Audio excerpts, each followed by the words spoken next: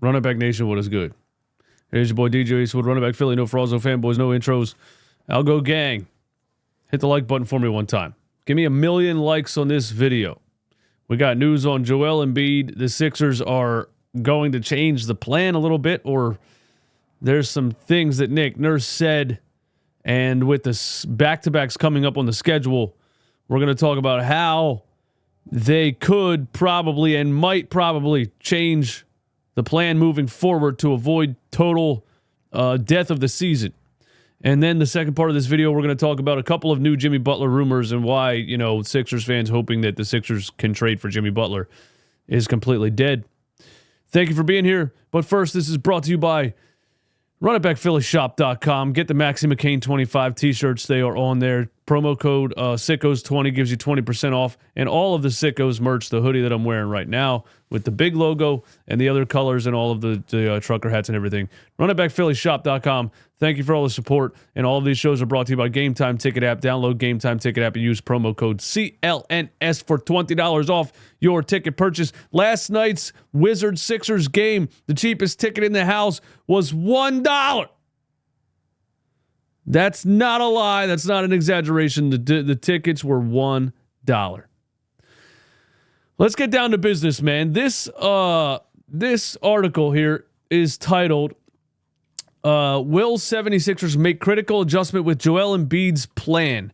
Could Joel Embiid start playing in back-to-backs? And I missed this article, but Keith Pompey also wrote an article on the Inquirer stating the same thing, because the 76ers, the way the standings are right now and the way the schedule looks, they got 15, I believe, back-to-backs the rest of the way. And if Joel Embiid sits all of the back-to-backs with the 76ers not being able to win a single game without him, I mean, you just went down to the wire last night with maybe the worst NBA team of all time. That is the Washington Wizards without Malcolm Brogdon, without Jordan Poole, without some other guys.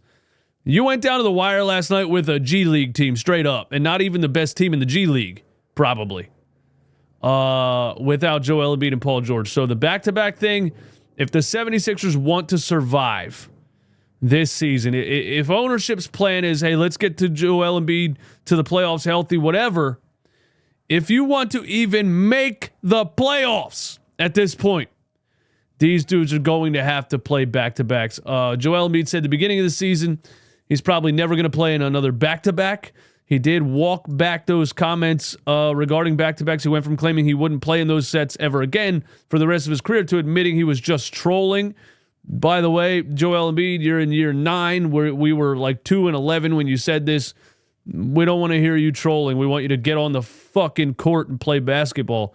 So here's a quote from Nick Nurse that has everybody thinking that the 76ers might be finally saying, listen, we need Joel.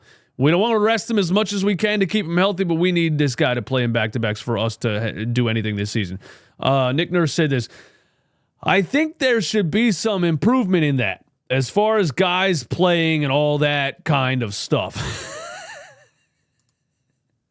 It sounds like Nick Nurse is just not even in the same meetings with owners and GMs. It just sounds like he's on the outside looking in, man. I think there should be some improvement in that as far as guys playing that kind of stuff. We would like to be hoping the guys are playing, whether it's a back-to-back or not. I think that is certainly where I am at right now, and I think that's where Simon is and all that stuff, and we want to, as best as we can here and as quick as we can when these back-to-backs start coming up, that we're going to get guys playing. So Nick Nurse is also hoping that with these 15 back-to-backs coming up, Joel Embiid is available for back-to-backs again, because you just look dead in the water without these guys on the floor. I mean, Tyrese Maxey's getting double teamed at half court and passing the ball to Reggie Jackson and Eric Gordon. They got to play.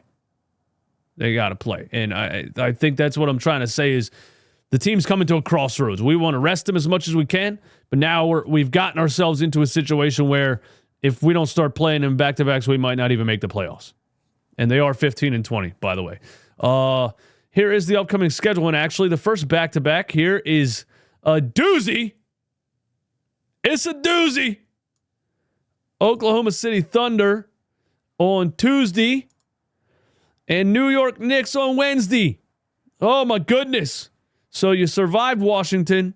You got, Zion Williamson is back, for the Pelicans. So the last time, and I don't know if this is specifically the last time, but the last time I remember Zion Williamson playing against the 76ers, the Pelicans scored 78 points in the paint. And without Joel Embiid and Andre Drummond and Nick Nurse playing Yabusele at center, Zion Williamson is going to be looking at the paint like a bowl of gumbo down in New Orleans, bro. Anyway, you got the Pelicans, you got the Magic. Maybe you survive those two games. Or you get Joel Embiid playing in both of those games to ramp him up for this back-to-back. But this back-to-back right here is a doozy. OKC on Tuesday, New York Knicks on Wednesday.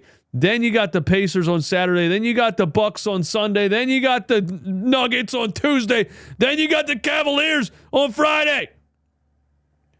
Then you got Chicago. Then you got Lakers, Kings, Denver Nuggets, Boston, Dallas, Miami, Detroit, who's no slouch right now, Milwaukee.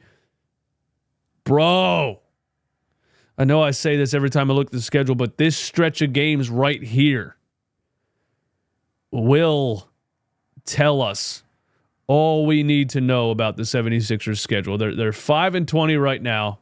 Let me duplicate this and go to standings real quick. They're 5-20 right now. Let's look at the standings. Give me the home standings. Where how do we get the standings on this damn website, man? NBA, more standings. Here we go. Okay. Eastern Conference. Here's the 76ers. Right down there in outside of the play-in tournament at 15-20. Okay, they are one game behind the Chicago Bulls for the 10th seed. They are 3.5 games out of the 6th seed, which 3.5 doesn't sound like a lot, but you need to outpace the 6th seed team by 3 wins by the end of the season to avoid the play-in tournament. Yeah, they need to start winning games. They need to start winning back-to-back. They need to start playing back-to-backs. But at 15-20, these next 1, 2, 3, 4, 5, 6, 7, 8, 9, 10, 11, 12. Dude, the next 12 games are not easy outside of New Orleans and Orlando, and who even knows if those games are easy. The next 12 games are not easy. And the way the Sixers look without Joel Embiid, I got 0-12 on that one, bro. If Joel doesn't play those 12 games, they're going 0-12.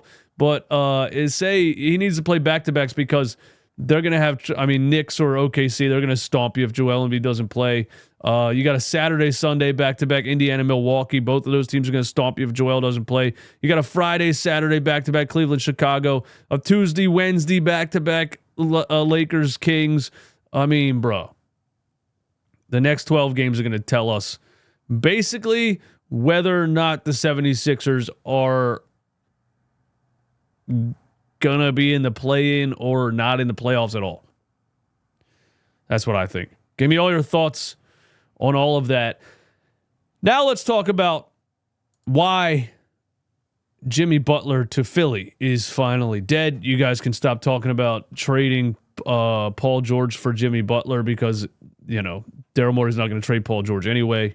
The Heat were never going to take on a Paul George $50 million a year till 2029 contract. Jimmy Butler let it be known around the NBA that he will only sign a new contract with one team, the Phoenix Suns.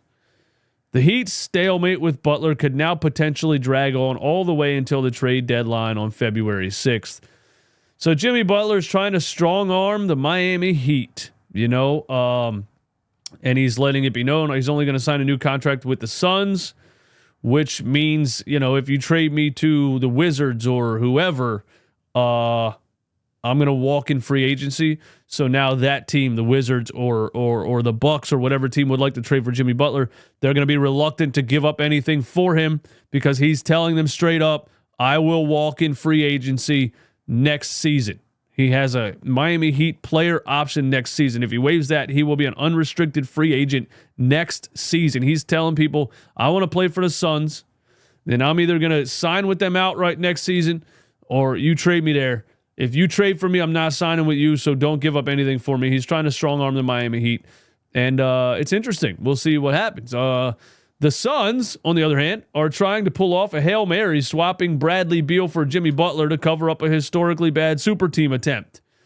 Oh, historically bad. If Phoenix is unable to acquire Butler, it might be time to admit defeat. But also, why the hell would Miami want that Bradley Beal contract? That's no better than the Paul George contract, and that doesn't put them in any better situation paying a guy, coming off the bench in Phoenix a super max money. So I don't think the Heat are interested in Bradley Beal's contract. And this is what I said yesterday, is that, you don't have to take anything in return for Jimmy Butler. If you're a team and you're saying, listen, he's trying to strong arm us and he's going to walk at the end of the season, so we need to trade him for whatever we can get, that's one thing. But that doesn't mean you want to trade him for another terrible contract. You don't want to put yourself in a corner for the next couple of years contract-wise. I personally think it makes more sense for the Miami Heat to say, fine, walk at the end of the season. As long as we don't end up with Bradley Beal's contract, we're happy. You know what I'm saying? So this is a very interesting situation. And the last part here is Big Perk with the sources. Yes, that's right. Big Perk is the new Adrian Wojnarowski. Big Perk says, from my sources, the Suns have a 2-year, $121 million extension waiting on Jimmy. Kevin Durant wants Jimmy Butler, and if he does get Jimmy Butler, they're both going to sign contract extensions. And this, to me, is just so funny. I think the NBA paying 35-year-old players max money until they're 40 years old is terrible for the league. Everybody is not LeBron James. These guys are washing so quick. These guys are their athleticism is falling off a cliff at a certain age. Look at Paul George right now, 34. He looks like he's 1 foot in retirement. Everybody doesn't play until they're 40. When are people going to realize this? The fall off in your mid-30s can be very quick, very drastic. So the Suns trading all of their depth and youth for Kevin Durant, I already thought was a bad idea. Then they trade 6 second-round picks for Bradley Beal and take on the worst contract in the NBA. Now they're going to try to get out of the Bradley Beal contract, but they're going to double down, trading for another 35-year-old player, and then they're going to give Jimmy Butler and Kevin Durant extensions so they can pay them more years at $50-60 million a year as their athleticism continues to decline faster every year. That's the thing too. When you're 35, when you're from 30 to 31, your athleticism declines. It starts to double. It starts to triple, bro. Your athleticism can decline from 34 to 35 times 5. 35 to 36 times 10, 36 to 37, you can be retired. It can happen that fast. Why in the world would you give 2 35-year-old players max contracts? But maybe I'm just saying all of this to make me feel better about the Philadelphia 76ers because washed Paul George is signed until 2029 and one knee Joel Embiid is also signed until 2029. These ownership groups being so afraid to let go of big names because of ticket sales are running themselves into the ground because they're choosing big names in ticket sales over longevity and wins, and the interest from the fan base can go away very, very fast by making decisions like this. The interest from the fan base in Phoenix is already going away very fast. If they do this, and say Jimmy Butler and Kevin Durant miss the first 20 games of next season with sore knees, sore ankles, whatever else, like the Sixers right now, ain't nobody going to that arena. Again, last night's Sixers-Wizards game, the cheapest ticket in the house was $1. This shit crazy. Hey, thanks for tuning in today. Hit the like button. I'll talk to you guys very soon. Peace.